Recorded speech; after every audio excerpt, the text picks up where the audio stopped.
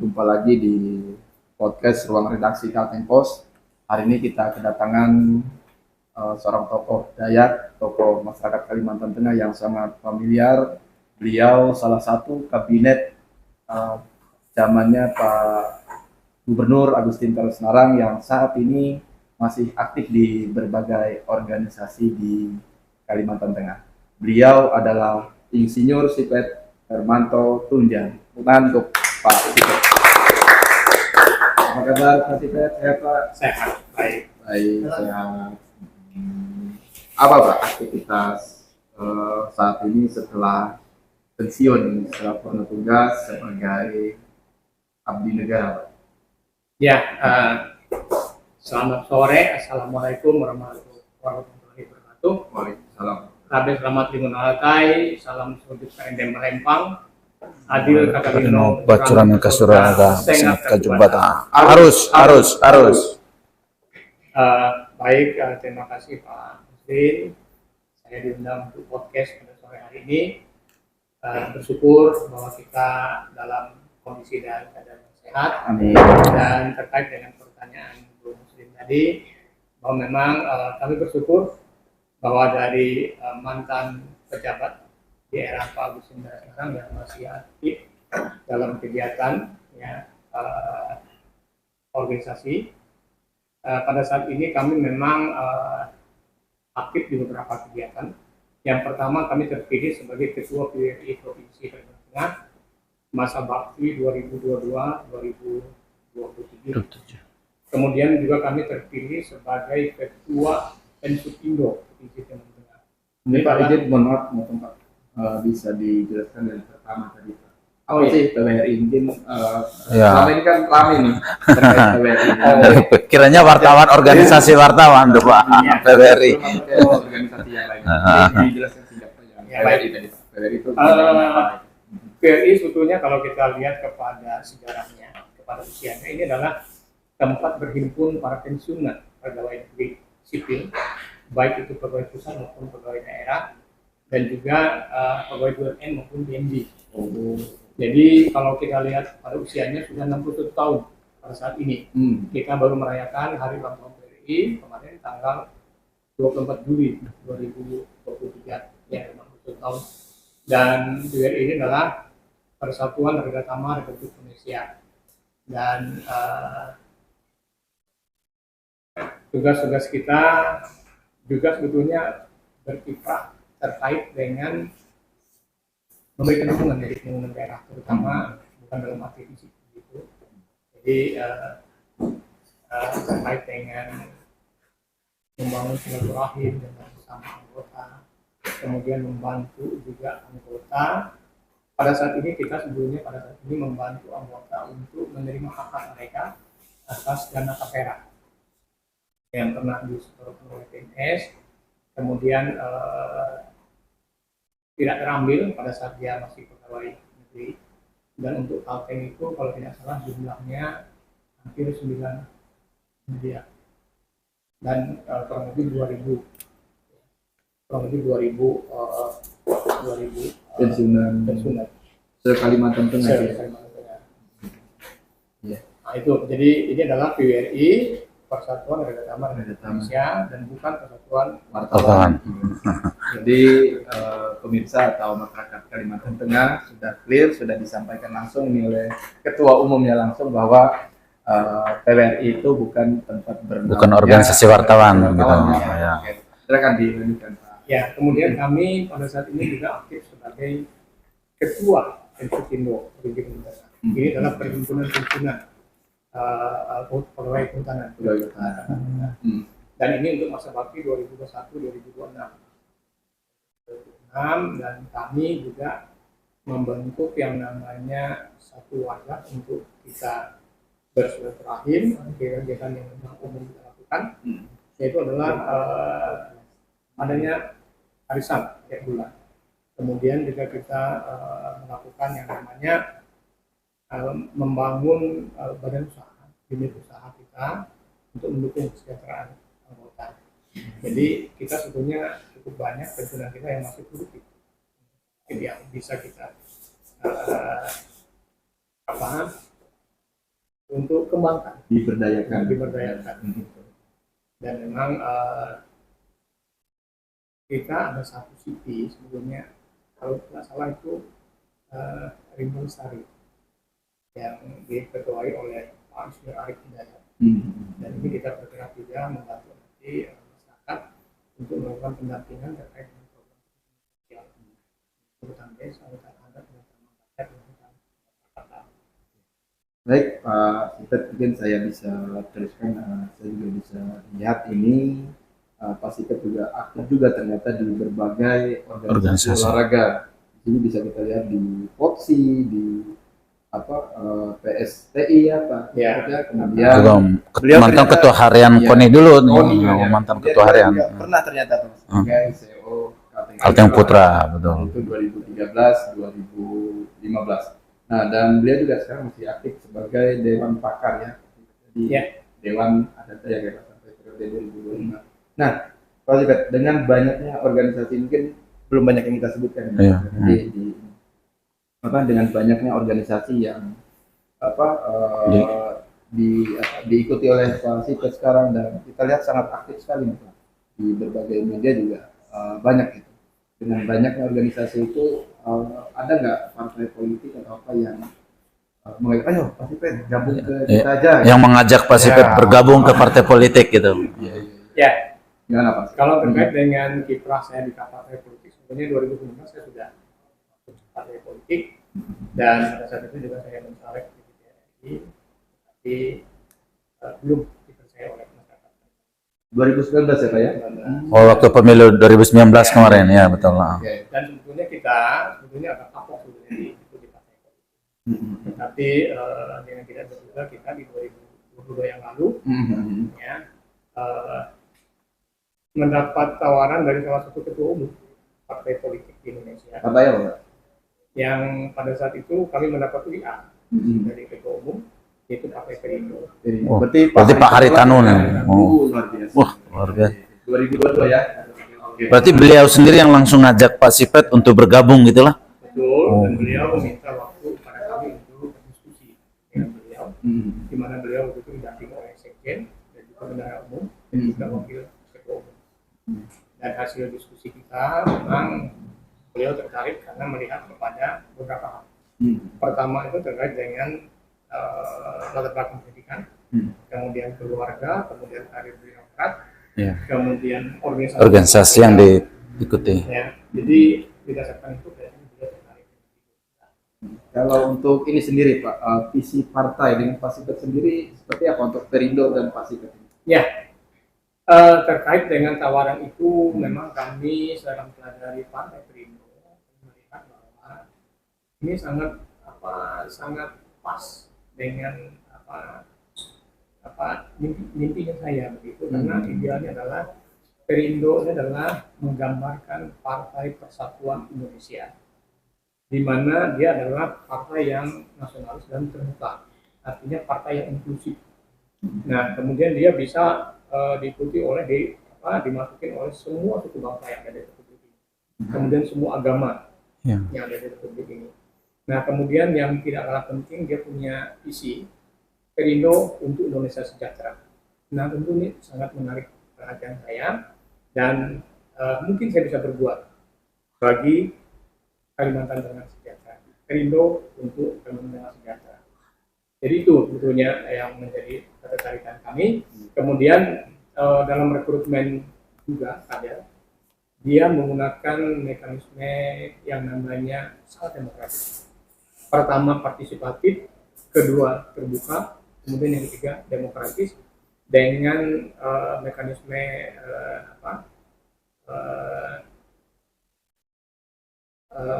wawancara,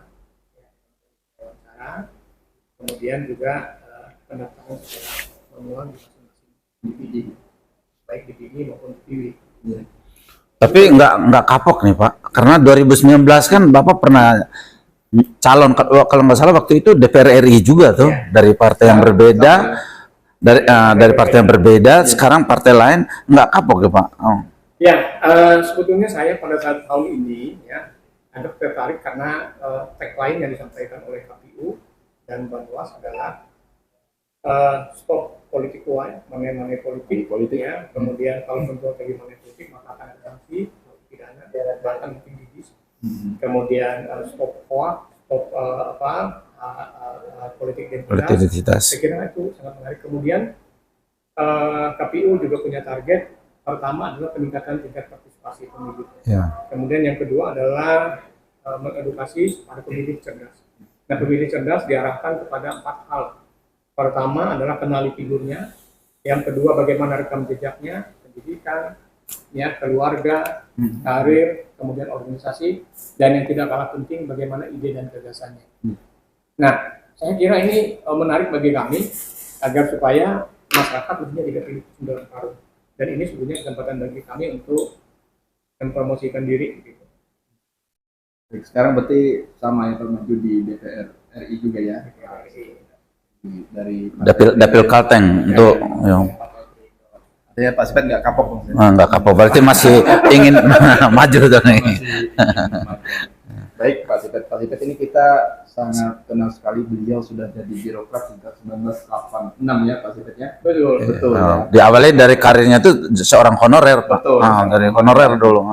Tentu pengalaman dan lain-lainnya sudah sangat Mumpuni dan orang-orang juga banyak menjulukinya kamus kehutanan berjalan. Jadi Iya, semua tentang betul. kehutanan Iya. ya nggak usah lihat buku Pak Sipet ini langsung bisa ini. Nah baik, berkaitan dengan itu Pak Sipet mungkin bisa berbagi sedikit atau bahkan ya untuk semua masyarakat untuk secara umum Pak, gagasan apa nanti yang akan dilakukan oleh Pak Sipet Hermanto melihat pertama dengan latar belakang Pak Sipet di kehutanan, lihat banyak sekali potensi sumber daya alam yang ada di Kalteng. Ya, ini menarik pertanyaan ini Pak Musrin. Jadi dulu saya adalah sebagai seorang birokrat begitu, dan tentu kalau birokrat itu adalah melaksanakan kebijakan. Iya. Ya, tataran melaksanakan kebijakan.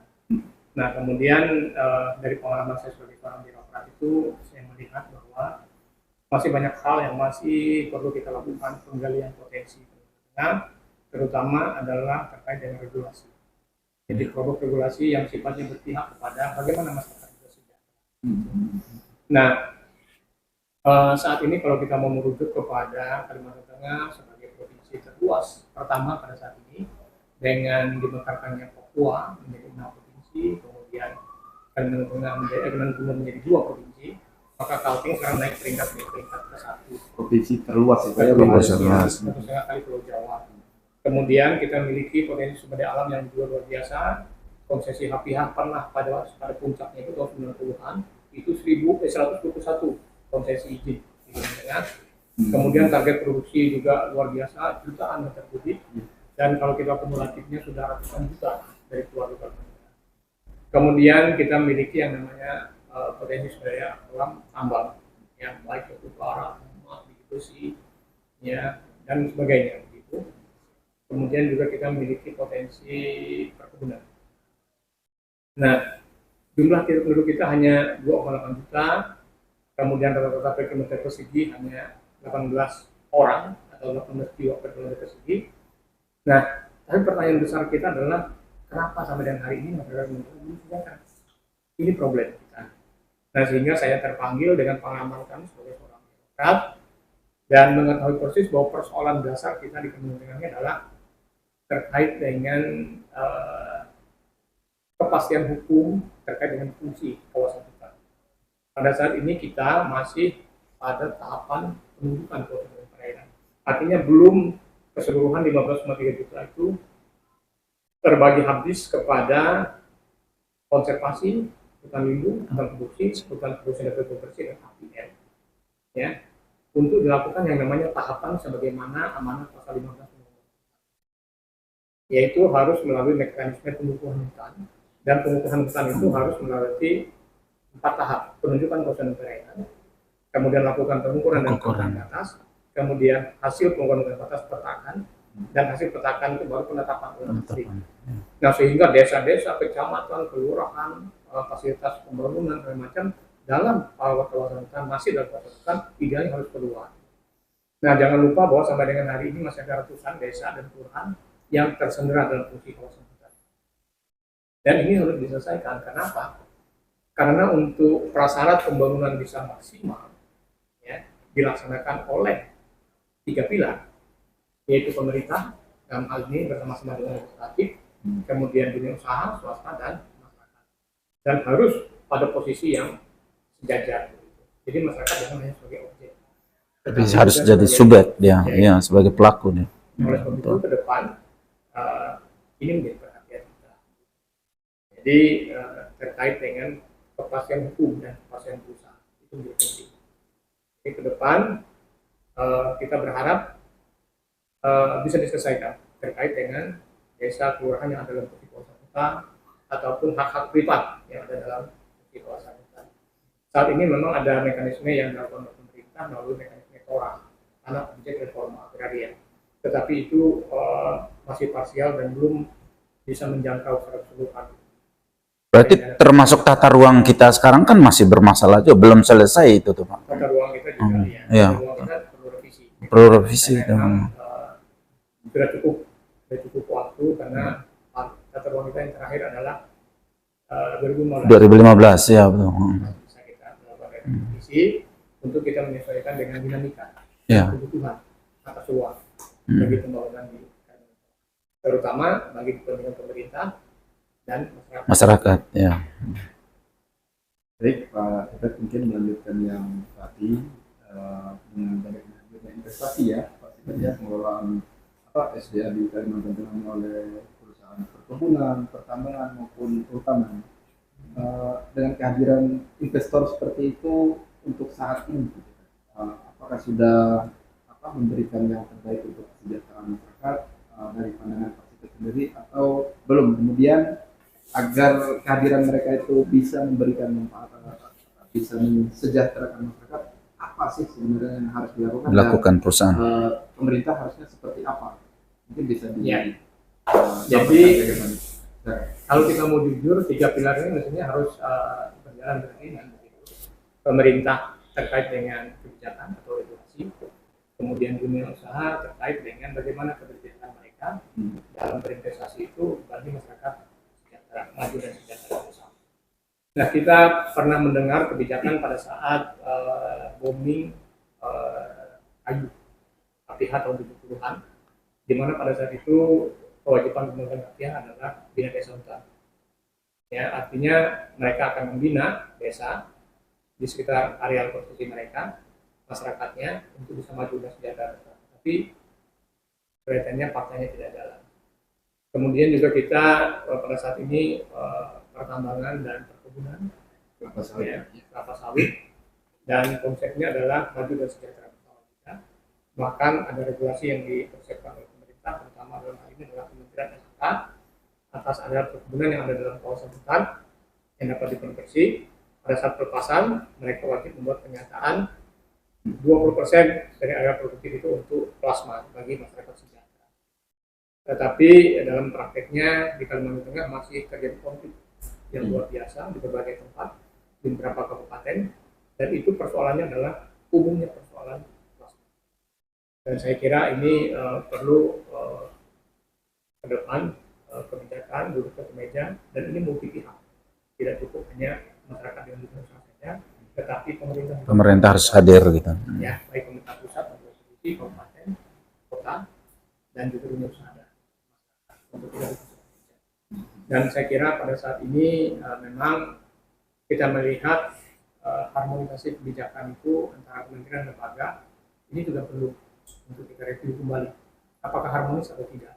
Misalnya di Kementerian LHK pada saat pelepasan kawasan hutan mereka meminta kepada dunia usaha untuk membuat surat pernyataan mengalokasikan 20% dari area produktif yang akan dilepaskan itu untuk plasma ya. Tetapi pada saat proses HGU di BPN dan tata ruang, ternyata di situ kebijakannya adalah perusahaan perkebunan wajib memfasilitasi plasma.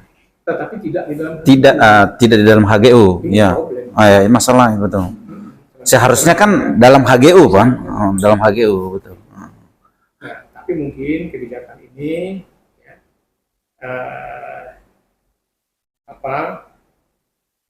menyangkut tahun berlakunya. Jadi ada banyak perusahaan perkebunan yang berlindung di balik tahun berlakunya. Tahun berlaku HGU-nya. Prosesnya, Oh, proses plasma itu. plasma itu. Oh. Plasma itu tahunnya sebelumnya tidak ada program itu. Sehingga mereka wajib memverifikasi. Kalau secara regulasi Pak, Oleh sebab itu saat ini perlu harmonisasi regulasi. Mungkin dalam perhutanan dan KLHK. BPN Tata Ruang dan juga mungkin Kementerian Pertanian. Saya kira perlu harmonisasi. Jadi itu terkait dengan plasma 20%. Dan saya kira pada saat ini ada kebijakan pemerintah dengan undang-undang Omnibus Law bahwa izin usaha perkebunan yang pada saat ini ada dalam kawasan hutan Itu akan diputihkan informasinya. Ya, itu. Saya kira ini momentum bagi kita untuk bisa menyelesaikan persoalan Plasma ya belum tergarap ya. Ya. Agar supaya kita tidak hanya berpihak pada investasi tapi juga kepada masyarakat. Begitu sehingga masalah akan terselesaikan bersama. Investasi selesai, kemudian masyarakat juga selesai. Nah mungkin mekanismenya bagusnya itu dikelola oleh BUMDes, Badan Usaha Desa. Ya. atau Operasi. di desa.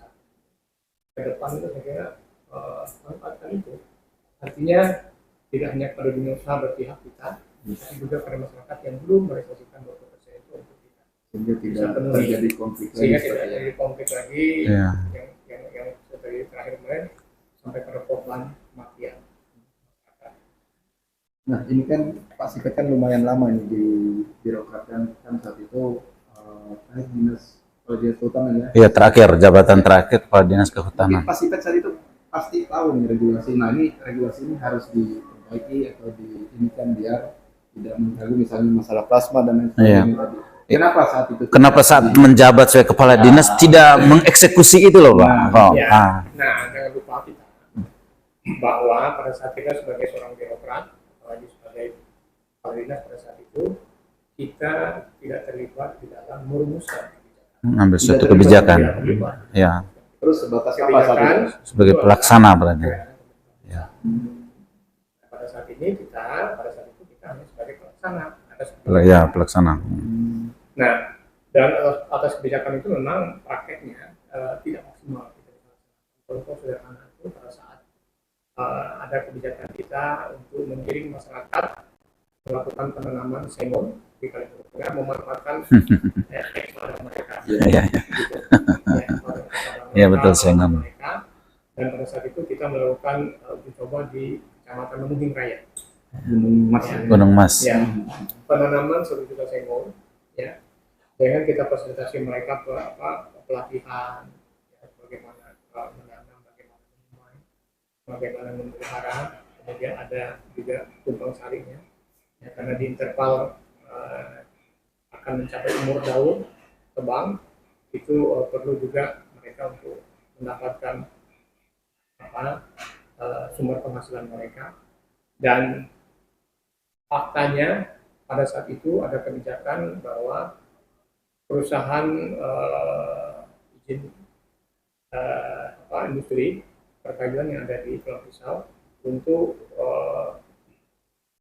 MOU dengan para kelompok tani dalam bentuk perhutanan sosial ini, hutan desa dan tanaman rakyat, hutan kemasyarakatan, bahwa bahan baku mereka akan dibeli oleh perusahaan Buana. Tapi dalam prakteknya kita lihat tidak jalan, dan faktanya setelah dilakukan overlay kepada lahan-lahan yang ditanam oleh masyarakat itu ternyata ada dalam fungsi kawasan hutan, ada dalam fungsi lahan HTI, ada dalam fungsi pengusaha hutan. Jadi ini problem. Padahal ternyata itu adalah bekas ladang mereka. Bahkan desa mereka pun masih dalam fungsi kawasan hutan. Ini problem. Nah, sehingga persoalannya adalah akan menghadang pada saat masa penuh adalah aspek legal. Legal yang lewat formalnya itu. Itu atau dokumen. Kalau dia ada di APL, maka cukup kepala desa yang akan memberikan keterangan atas asal usul kayu. Tetapi apabila dia bukan di kawasan hutan. Nah, kita berharap itu ditangani oleh KPH, Kesatuan Pengelola Hutan, apa? Atau kalau dia di HTI, mestinya oleh manajemen HTI. Dan problemnya adalah HTI tidak ada tempat. hanya tercatat di situ adalah sebagai lokasi Lokasi HTI, ya betul. Nah, Jadi betul. hal-hal ini yang ke depan perlu kita benahi. Perlu Secara baik. dibenahi, ya. Dan Hutan tanaman industri, tentu, betul. melalui pusat yang pasti Ya. harus bersuara. Harus bersuara di pusat berarti itu. Suara Ya, maksudnya anggota legislatif kita yang perlu berbicara banyak di sana. bicara banyak. Karena ini adalah kebijakan regulasi presiden pusat. Itu saya kira beberapa hal Ini yang kalau di daerah hanya sekedar mungkin aspirasi aja ya. ya, saya kira potensi ekonomi masyarakat itu perhutanan sosial itu juga luar biasa karena 1,5 juta hektar. Jadi kita harus pastikan legal fisik lapangan melalui data atas, kita harus pastikan penguatan kelembagaan, kita harus pastikan penguatan peningkatan kapasitas kelompok tani, kita harus pastikan siapa yang melakukan pendampingan, dan kita pastikan bagaimana skema pendanaan. Itu problem kita, termasuk nanti mungkin bagaimana pemasarannya, ya, bagaimana membangun sarana prasarana mereka, kemudian apakah hutan desa bisa menjadi skema carbon trade, apa yang harus dipersiapkan oleh kelompok tani itu difasilitasi dengan baik. Nah, sehingga masyarakat tidak lagi mohon maaf yang melakukan yang namanya pemanfaatan sebagai hutan dengan tidak ada izin misalnya, kemudian mereka bisa sebagai Pelaku penambangan yang ya. ilegal. Ya. Nah, itu sebenarnya ke depan itu. Jadi pendekatannya adalah pendekatan bagaimana kita duduk satu meja, multi pihak, kemudian akan merumuskan regulasi yang terbaik, termasuk juga pemanfaatan CSR. Ini juga sebenarnya potensi untuk pemberdayaan masyarakat.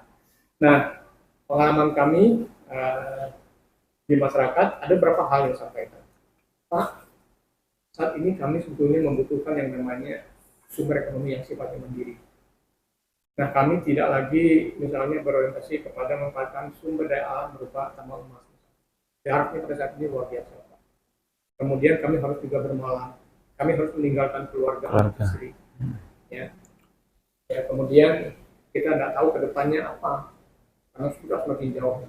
Nah, oleh sebab itu mereka mengharapkan adanya usaha yang sifatnya mandiri, pengembangan perkebunan, ya, pinang betara, dilengkapi dengan tanaman selak, misalnya kopi, tingkat, atau misalnya peternakan, itu harapan mereka. Nah, dikala kita ada kebijakan pembangunan kita yang berorientasi kepada pemberdayaan ekonomi masyarakat sendiri, saya kira ini potensi Kalimantan Tengah karena kita punya luas lahan yang sedemikian luas. Dan itu nanti akan diperjuangkan ya. Oh iya, dan kawal dengan pengalaman kita yang ada, kita ingin pastikan bahwa desa kelurahan yang ada dalam kawasan hutan harus enklave atau paling tidak dengan orang atau orang. Kemudian batas wilayah administrasi pemerintah antara provinsi, antara kabupaten, kota, antara kecamatan, desa juga mestinya ikut prasyarat. Karena itu sumber konflik yang terkait dengan batas wilayah. Ya. Karena itu umumnya kaitan dengan sumber daya alam. Jadi pada semua tingkatan kemarin pada saat rapat terpadu antara Bapak Gubernur dengan seluruh KS Kalimantan Tengah terungkap ke permukaan bahwa hampir ribuan desa kelurahan di Kalteng ini belum ada tata batas. Bahkan tata batas dengan desa yang dari Kalteng dengan desa dari wilayah provinsi tetangga pun masih bermasalah. Karena itu ada hubungan dengan SDA, Pak. Desa Tambong tuh hilang, Pak, di Bartem tuh. Itu apa sebenarnya kalau dari pandangan Pak Sita sendiri? Nah, sebetulnya kalau kita lihat pada itu mestinya kita harus melihat pada kewenangan untuk batas wilayah administrasi antar provinsi. Oh, ya. Kemudian antara kabupaten kota itu mestinya Gubernur. Kemudian antara kecamatan mestinya bupati. Kemudian antar desa ya camat. Ini tinggal kita pikir mestinya dari bawah dulu dari desa dengan pemetaan partisipatif. Gitu. Jadi itu akan mengeliminir yang namanya sengketa lahan. Sengketa, ya. Kalau kita melakukan pemetaan partisipatif batas wilayah antar desa. Informasinya banyak di situ memang SDA-nya cukup besar di situ sehingga jadi rebutan. Betul, perhutanan sosial pun terjadi itu. Iya. Hutan desa, hutan adat, itu antar desa bisa. Apa yang harus dilakukan agar ya tidak ada lagi desa atau wilayah yang ada di Kalimantan Tengah yang tapi tidak hilang atau lepas lah dari titipan bimbingan ya kan. Basic teknisnya, ada pelatihan. Ya. Kemudian kalau secara institusi, kalau di Kota itu dia punya unit UPT, unit pelaksana teknis kita, yaitu BPKH wilayah 21 Palangkaraya. Nah, BPKH 21 Palangkaraya ini sebetulnya latar belakangnya pada saat kami di Kepala Dinas Kehutanan itu melihat bahwa Kalimantan Tengah luas wilayah 15,3 juta, kemudian kawasan hutannya mencapai 82%. Kemudian kok kita gabung dengan BPKH wilayah 6 Kalimantan Selatan. Nah, sehingga pada saat itu saya sampaikan kepada Pak Gubernur dan sekarang untuk perlu kita membentuk PT sendiri, BPKH yang akan bertugas untuk pemantapan kawasan hutan di Kalimantan Tengah. Nah, kita berharap ke depan BPKH kita berikan porsi maksimal, artinya penganggaran untuk melakukan pemantapan kawasan hutan di provinsi, konservasi, lindung, produksi, gitu. Kemudian hak masyarakat juga harus kita keluarkan.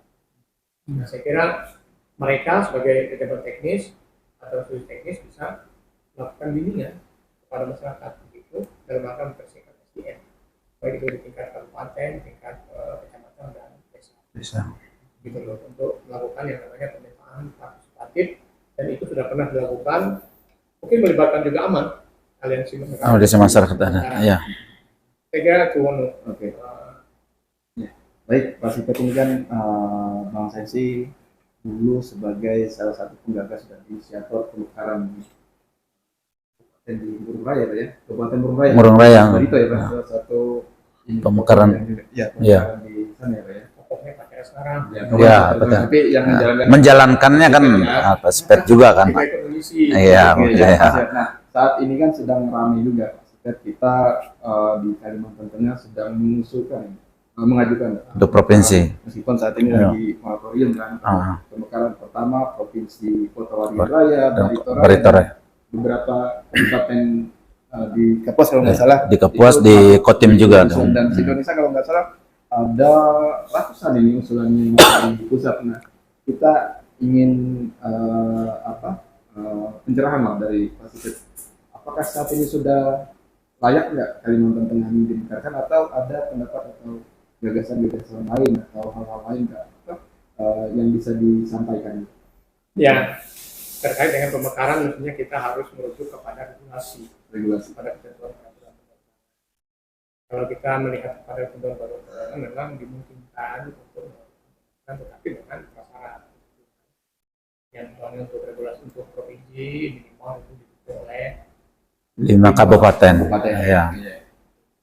ya, kemudian juga sebaran penduduknya. Tetapi yang pasti bahwa pada saat ini kita tahu sedang moratorium, ya. Dan memang yang paling penting juga adalah rekomendasi daripada wakil-wakil DPRD. Nah, kalau dari sisi itu ya regulasi artinya dimungkinkan. Ya, apakah sudah pas saat ini untuk dipakai menjadi provinsi? Kalau memang kita lihat pada luas wilayah luar biasa, 1,5 kilometer, kalau Jawa ada 6 provinsi. Ya. Nah, tetapi memang ada faktor pembatas kita. Jadi kalau saya sih lebih cenderung kepada bagaimana upaya kita untuk melakukan pemekaran kabupaten. Berarti harus diawali kita pemekaran kabupaten dulu supaya bisa memenuhi syarat, salah satu syarat tadi itu, baru kita ke pemekaran provinsi. Betul. Tahapan harus dari bawah kita. Oh, betul. Ya, provinsi itu jadi tahapannya. Setelah itu sudah jelas kenapa levelnya 8 kabupaten kita itu berkembang luar biasa. Kalau pemekaran kabupaten, Pak Sipet, itu siapa yang harus memperjuangkan itu? Apakah harus dari kabupaten yang memperjuangkan ataukah provinsi? Itu gimana? Saya kira ya saling mendukung lah. Jadi pemekaran diupayakan dari kabupaten dulu, rekomendasi dari kabupaten, dan kemudian juga perlu dukungan dari pemerintah provinsi. Dan, karena memang pada dasarnya kita kan di bawah pemerintah provinsi, pemerintah provinsi juga harus ada tujuan. Memang kalau dilihat selama ini nih, gemanya itu lebih kepada pemekaran provinsi daripada pemekaran kabupaten. sehingga muncul isu bahwa pemerintah pusat belum menyetujui pemekaran provinsi. Ada apa nih? Kenapa dan Kalteng? Padahal mungkin salah satunya karena kita belum melakukan dari bawah tadi, mungkin salah satu. Saya kira yang paling penting adalah moratorium, kecuali untuk otsus. Oh ya, kalau otsus mungkin bisa. Ya, Uang ya betul. tanpa diminta untuk kepentingan Langsung. sekarang. Iya, iya. Dan sekarang ini kesulitannya adalah sumber daya manusia untuk mengisi aparatur sipil negara juga ini. Oke, baik. Pak Supet ini sudah 2 kali nih Mas Budi. Kita ke politik lagi ya. Mas Boleh ya? silakan. Apa? Ke politik. Ya. Ini kan sudah 2 kali dan Pak Supet masih belum kapok ini bertarung di pesta demokrasi. Dan nama beliau juga di masyarakat. Oh, sangat familiar. Beliau ini sangat familiar. Sempat masuk ini, bukannya sempat masuk salah satu figur di pemilihan kepala daerah. Betul, ya dulu pernah, ya betul. Masuk dalam bursa bakal calon dulu. 2024 juga masuk Iya. ternyata di kalangan sangat begitu. Nah, terkait ini Pak Supet kan maju nih di pileg 2024 dari Partai Perindo. Perindo, ya betul. Nomor 1 ya? Nomor urut 1 tuh. Iya, nomor urut 1. Nah, mungkin dengan pengalaman di satu dekade terakhir lah di politik, kita pengen ini Pak, berikan pencerahan mungkin untuk pemilih ke depan. Ini kan apalagi di 2024 itu pemilihnya hampir 50% lebih kalangan milenial. Pemilih. Dan kecenderungannya ya masalah politik dan sebagainya itu ya itu sudah hal yang umum.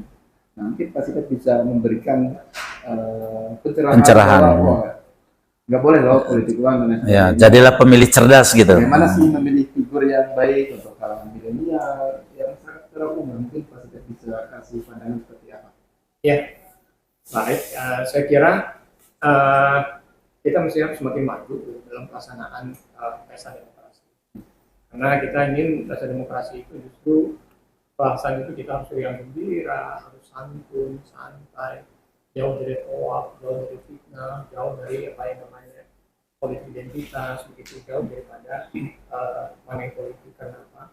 Karena kalau kita melakukan hal seperti itu maka kualitas yang akan kita harapkan, ya figur-figur yang akan duduk pada semua tingkatan, apakah itu di kabupaten, kota, provinsi dan pusat, itu mungkin tidak sesuai.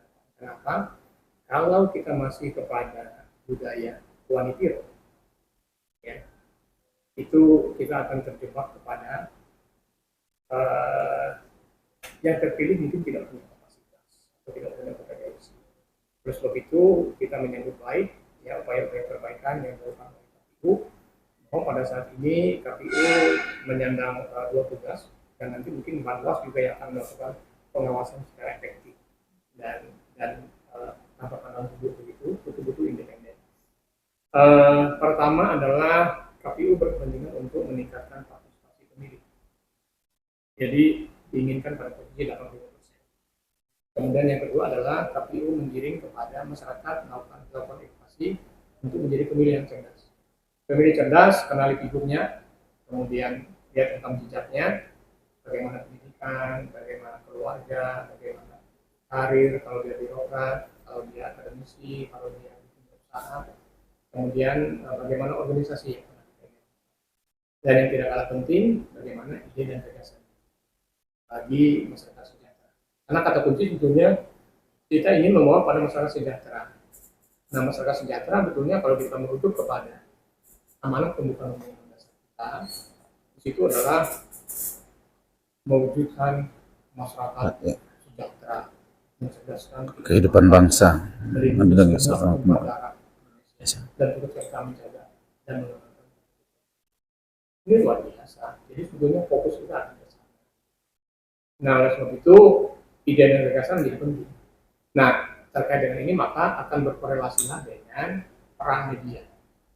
Ya, apakah media massa, media elektronik, media sosial, dan juga mungkin RRI ya, untuk menyampaikan figur. Jadi siapkan yang namanya panggung bagi mereka untuk berdiskusi beradu gagasan, Adu gagasan, ya, adu masyarakat ide. yang nilai gitu ya. Biar masyarakat yang menilai begitu, sehingga tidak dibikin gelap karut dan betul-betul nanti akan didapatkan figur-figur yang memang kompeten. Kalau ya karena kita nanti kan berbicara kepada memperjuangkan kebijakan yang berpihak pada masyarakat, jadi bukan kepada terpilih figur-figur yang banyak isitas, kemudian dalam tugas pengabdiannya 5 tahun berjuang bagaimana mengembalikan modal politik Yang dia keluarkan selama itu problem proses. kita. Ya. Oleh sebab itu kita mengikuti apa yang disampaikan oleh KPU, tetapi mestinya KPU juga memberikan panggung untuk mengeksplor, ya, terutama misalnya Adu ide, adu gagasan gitu. caleg-caleg di TRI, Iya. misalnya kalau tentu itu terkenal kepada pembiayaan atau bekerja sama dengan media, apakah RRI, apakah TVRI, apakah misalnya Tempo, Menarik ini, Menarik, betul. Bagus. memfasilitasi ya, Bakal fasilitas caleg sudah caleg untuk adu gagasan, adu ide gitu. Bagus. contoh sederhana, ya, Anda sebagai caleg, kira-kira apa latar belakang sehingga Anda Mau selek untuk apa? Kira-kira tugas dan fungsi. Heeh. Coba digali dulu dari itu. Kalaupun ternyata tidak mengerti apa yang jadi tugas dan fungsinya. Ya. Bahwa pada semua tingkatan adalah tugas legislasi. Tugas legislasi adalah perjuangkan apa yang namanya kebijakan. Kebijakan ya. Kalau di nasional undang-undang, Ya. ya. Kalau di provinsi dan kabupaten kota adalah perda. Perda. Ya. Tetapi merujuk kepada kondisi real. Real, yang ada di ya. masyarakat. Heeh. Dengan catatan kita melihat, kita mendengar, kemudian kita juga harus turun ke lapangan, ya, untuk mereview apa yang menjadi persoalan dari masyarakat. Ini perjuangan kebijakan yang berpihak pada kesejahteraan masyarakat. Yang kedua adalah tugas anggaran. Atas itu maka bagaimana kita memperjuangkan anggaran agar problem yang dihadapi oleh masyarakat itu bisa didukung dengan anggaran. Kemudian yang berikutnya adalah Pengawasan. ya, Ya. atas program-program Pemerintah pengawasan. Misalnya, lakukanlah pengawalan dan pengawasan yang baik. Itu sebetulnya hakikatnya. Kalau kita bisa seperti itu, percayalah. Bagus. Ya. Akan menghasilkan wakil rakyat yang berkualitas, Saya betul. kira kalau penting adalah bagaimana kita menyediakan waktu kita untuk hadir minimal di dalam musyawarah perencanaan pembangunan. Ya, musrenbang. Kalau dia wakil daripada dapil kecamatan dengan desa-desa ini, maka hadirlah di musyawarah perencanaan pembangunan desa. Hadirlah pada saat musyawarah perencanaan pembangunan kecamatan. Caman, Untuk kita dengar kabupaten. betul, Ya. dan kita kawal apa ini bisa goal. Ya. Tidak kepada program-program yang didasarkan Titipan. pada keinginan Betul. anggota, Keinginan atau titipan gitu. Pesanan sponsor. kepada kondisi real. Memang fakta real di lapangan yang diperjuangkan itu. Itu. Pada semua tingkatan. Kalau dia anggota DPRD provinsi, maka hadirlah dalam musyawarah perencanaan tingkat Kabupaten, ya. di mana dapilnya. Dapil, ya. Kemudian kalau dia anggota DPRD, hadirlah Dapilnya. Provinsi asalnya. supaya bisa bersinergi berjuang. Ya. Dia sebagai wakil ketua DPRD akan bersinergi berjuang karena dia tahu ya dan paham apa yang menjadi aspirasi di dalam Provinsi, ya. Jadi selama ini setiap musrenbang provinsi kan nggak ada yang hadir Atau untuk 7 tahun DPRD ya, sebagai Ya. tahun sebagai kepala daerah provinsi. nggak pernah ya. Mungkin ada, tapi tidak terlalu maksimal. Mungkin ada. Mungkin ada. Mungkin ada ya. Idealnya Seharusnya semuanya harus hadir. harus hadir Karena seharusnya. masing-masing bidang mereka. Mm-mm. Misalnya ada 5 komisi atau 6 komisi Mm. harus hadir dia karena masing-masing terjuangkan di komisi mana dengan Ya. kementerian lembaga mana nanti berjuang anggaran itu. Dan juga Memang, betul. wajib juga kita menyampaikan terkait dengan prioritas pembangunan nasional. Itu diketahui supaya nanti perencanaan pembangunan kita itu beririsan langsung dengan prioritas pembangunan nasional. Biar gitu kawal juga di pusat gitu ya. Ya, Iya. kalau kita bisa seperti itu udahlah aman lah. Aman, dari ya. kabupaten kota, Baik, provinsi dan pusat. Dan Ketika aspirasi kita hampir 1 jam ya Pak Sibat ya. Jadi sudah hadir, tentu banyak sekali ini gagasan pemikiran-pemikiran yang disampaikan oleh Pak Sibat yang menarik. Saya rasa terakhir tadi Dan KPU juga mendengar ini fasilitas Bawaslu dan lain sebagainya, bisa menyediakan panggung Fasilitasi gitu. fasilitasi khususnya ya Talk show lah. Ya, talk show gitu. Kita kan membaca begitu. Iya, Membaca Pak. kan bisa aja di Ah. orang lain, kemudian Ya betul, harus talk show. Betul. untuk caleg-caleg yang maju di DPR RI. Saya rasa ini menarik, dan KPU dan Bawaslu mendengar ini bisa memfasilitasi, bisa juga bermitra dengan media. Mungkin itu yang bisa kita bincangi atau kita obrolin sore ini di podcast redaksi. Sekali lagi terima kasih Pak Sipet bisa hadir di ruang redaksi ini. Perbincangan kita akhiri. Assalamualaikum warahmatullahi wabarakatuh. Waalaikumsalam. Terima kasih. Sebenarnya saya mau lanjut lagi olahraga, Pak. Ada, tapi nanti lain kali lagi. Tambah dikit lagi nggak apa-apa, nanti dipotong ada. Oh, olahraga ya? Iya. Olahraga penutupnya sudah. 10 menit ya, 10 menit sudah ya. 10 menit lah ya, boleh ya, olahraga lah. Oh. Saya olahraga karena Pak Sipet ini kan mulai ya. Break nanti Boleh. dulu. Oke. Bentar dulu. Ini penutup ini. Bukan penutup ini. Penutup nanti tetap yang sama. Tetap yang sama nanti olahraga. Ya, olahraga. Ya, baik. Ya, saya banyak. Oke, terima kasih Pak Sipet. Karena saya cukup kenal dengan Pak Sipet ini dulu karena memang selain beliau adalah Kepala Dinas Kehutanan, beliau ini sangat aktif di dunia olahraga. Beliau kan sebelumnya tuh ketua POTSI, mantan ketua POTSI, Dayung itu pengurus olahraga Dayung seluruh Indonesia untuk Provinsi Kalteng, dan juga pengurus ketua sepak takraw Kalteng. Di masa beliau PSTI itu, di masa beliau itu sepak takraw sangat gemilang. Saat itu kita berbicara banyak di level nasional. Begitu juga Dayung. Tapi akhir-akhir ini mohon maaf Pak, prestasi kita semakin menurun. Kalau dulu banyak medali yang kita dulang di event-event nasional dari 2 cabur itu. Bahkan dari atlet Kalteng banyak yang kita sumbangkan atlet-atlet Kalteng untuk memperkuat timnas ke level internasional. Sekarang semakin menyusut. Dan yang terbaru kemarin kebetulan salah satu atlet Kalteng, atlet Dayung kita, sangat prihatin Pak. Dia memperkuat timnas ke tingkat internasional, yaitu Asian Games. Yes. Itu Mas Tri namanya. Dia pulang dari sana dan timnas Dayung meraih medali emas Dayung tuh, Dragon Boat. Dia salah satunya dari Kalteng tuh. Balik tidak disambut. Sementara di daerah lain mereka disambut sangat meriah. Di sini tidak ada sambutan. Dan sangat prihatin sekali juga dia ternyata tidak diperpanjang di honorer, Pak. Mas Tri di Dispora, Dispora Provinsi. Itu yang sangat prihatin. Itu menurut Pak Sipet sebagai mantan ketua Dayung, ketua PSTI, seperti apa itu menanggapi? Ya, waduh ini salam olahraga dulu. Ya, salam olahraga Jaya. Ya, ini menarik sebetulnya untuk pembinaan olahraga di Kalimantan. Memang kata kuncinya, apabila kita ingin berprestasi di olahraga, karena sebelumnya olahraga ini luar biasa dalam rangka pembentukan karakter. Ya, disiplin, kerjasama, kemudian tanpa menyerah, semangat luar biasa. Dan menurut saya adalah kita harus bermula kepada hidup organisasi. Hidup organisasi ini harus kita tata dengan baik, yaitu KONI. Nah, kemudian setelah pengurusan KONI, maka kita melakukan review atas kepengurusan pemprov olahraga ini. Ya, untuk kita lakukan review kepengurusan apakah sudah benar atau belum. Nah, kemudian baru kita tata itu dan kita minta untuk mereka melakukan perencanaan untuk pembinaan.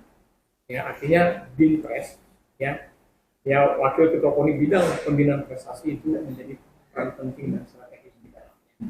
Nah, kemudian saya kira tentu kita perlu membangun komunikasi dengan Bapak Gubernur selaku pemegang otorita untuk menyediakan anggaran dan juga tentu membangun komunikasi dengan DPRD untuk memberikan dukungan anggaran. Nah, hal-hal yang perlu kita perhatikan diantaranya adalah bagaimana sarana prasarananya. Tadi sudah dalam rangka penataan dan pembenahan pengurus cabang-cabang olahraga. Kemudian bagaimana sarana prasarana untuk kita bisa berprestasi. Kemudian bagaimana dana pembinaan masing-masing cabang olahraga, dan kita kalaupun terbatas anggaran, mestinya merancang kepada cabang-cabang olahraga yang menjadi andalan. Andalan, ya, yang Jadi jangan gitu. Bukan berarti kita mengenampirikan yang lain, ya. tapi tetap, tapi disesuaikan dengan anggaran. Nah, kemudian tentu adalah ajang untuk melakukan uji coba atas pelatihan-pelatihan pembinaan. Misalnya agenda-agenda nasional, kemudian lokal, ya, provinsi, kabupaten, kota. Di hari-hari ulang tahun kabupaten, di hari-hari ulang tahun kemerdekaan misalnya, laksanakanlah kejuaraan-kejuaraan cabang-cabang olahraga. Dan itu sudah dibuka oleh Pak Gubernur. Nah, hanya karena organisasi kita belum terkala dengan baik, KONI, kemudian cabang-cabang olahraga ini belum terlaksana. Misalnya bola voli, saya wakil ketua umum. Ya, betul, PBFC ya, ketua umumnya ya. Eka Pujo Pak. Ya. Saya wakil ketua umum. Kita voli pantai luar biasa, Kalteng dengan potensi pemain lokal. Kita pernah masuk ranking 6 ya. nasional pada saat Peringkat 6 betul. Prato Ya. di Jawa Barat. Ya, luar biasa pada saat itu. Dan salah satu dari Pulau Kalimantan Kalteng dari potensi lokal. Nah, kemudian yang tidak kalah penting adalah apresiasi kita. Perhatian, Pak. Ya, Perhatian apresiasi terhadap atlet berprestasi atlet itu. berprestasi. Ya, apakah misalnya masuk kepada SPN, ya, Sekolah polisi negara misalnya, atau Akpol Ya, misalnya, ya. ya, atau misalnya seragam honorer, itu prioritas bagi mereka. Artinya ada penghargaan kepada mereka. Ini sebetulnya ke depan itu yang harus kita lakukan. Jadi induk organisasinya KONI, kemudian kita penataan Pemprov cabang-cabangnya, ya. pengurusan, kemudian minta mereka untuk menyusun program pembinaan serta anggaran, kemudian ini komunikasikan dengan gubernur, DPRD, Ya. untuk dukungan itu, dan bagaimana untuk sarana prasarana. Ya, kemudian ajang untuk kita melakukan kompetisi. Ya, apakah Porkap, ya, kabupaten kota, olahraga kabupaten kota, Ya. kemudian Porprov, kemudian pekan olahraga pelajar, luar biasa. Nah, ini agenda-agenda ini harus berjalan rutin, atau ada dalam kejuaraan dalam rangka misalnya hari ulang tahun Bayangkara, kejuaraan apa misalnya yang kita lakukan, hari ulang tahun provinsi, itu luar biasa, ada banyak yang bisa kita lakukan. Nah, ini perlu penataan pengorganisasian yang baik, dan benar, dengan mengedepankan kepentingan dunia olahraga, bukan kepentingan pribadi atau orang atau kelompok golongan. Sana sebetulnya kata kunci. Baru kita bisa akan berprestasi sebagaimana pernah kami lakukan sebagai pimpinan kontingen PON Kalimantan Tengah di Riau. Kita bisa naik dari ranking 28 ke ranking 18, kita bisa naik 200% perolehan medalinya. Kemudian pada saat kami dipercaya sebagai ketua kontingen Perwanas ya, mendapat Jawa pin, Barat, ya, mendapat pada pin saat emas, itu kita punya target ranking 5 nasional, ternyata kita bisa melampaui 3 Oke. nasional. Dan pada saat itu saya mendapatkan pin emas Pin emas dari ketua TPW pusat. Ya, ya. karena itu perencanaan kita luar biasa. Ya. Kemudian pelatda yang mereka lakukan waktu itu saya pusatkan di mes di bawah. Ya, kemudian tryout juga. Ya, tryout penting dalam rangka pembinaan. Saya waktu itu pelatihan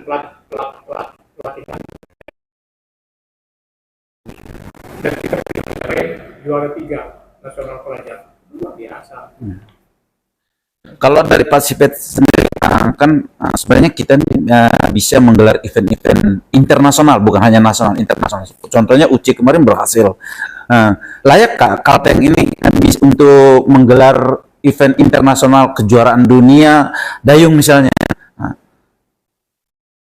Itu kata kunci. Karena potensi atlet kita punya, terus sarana kita punya, sangat mendukung. Nah,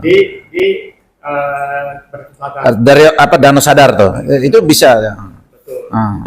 Jadi kita terkait dengan kejuaraan-kejuaraan nasional lah, Ya, nasional. Tentunya sangat potensial. Tinggal bagaimana kita melakukan pengorganisasian dengan baik. Ya, pengorganisasian dengan baik. Kemudian saya kira kita harus melihat juga potensi pendanaan. Karena kata kunci ini pendanaan, betul ya. Nah, apabila memang anggaran yang berasal dari APBD terbatas, maka kita harus melirik potensi dunia usaha. Partai luar biasa. ada sektor pertambangan, sektor kehutanan, sektor perkebunan, jasa konstruksi. Nah, tinggal bagaimana kita ya mempersiapkan ini, membangun komunikasi, ya bahkan konsepnya ke depan untuk cabang-cabang olahraga yang potensial kita bisa bekerja sama dengan kabupaten sebagai Bapak angkat ya, betul, ya, kabupaten. fokus.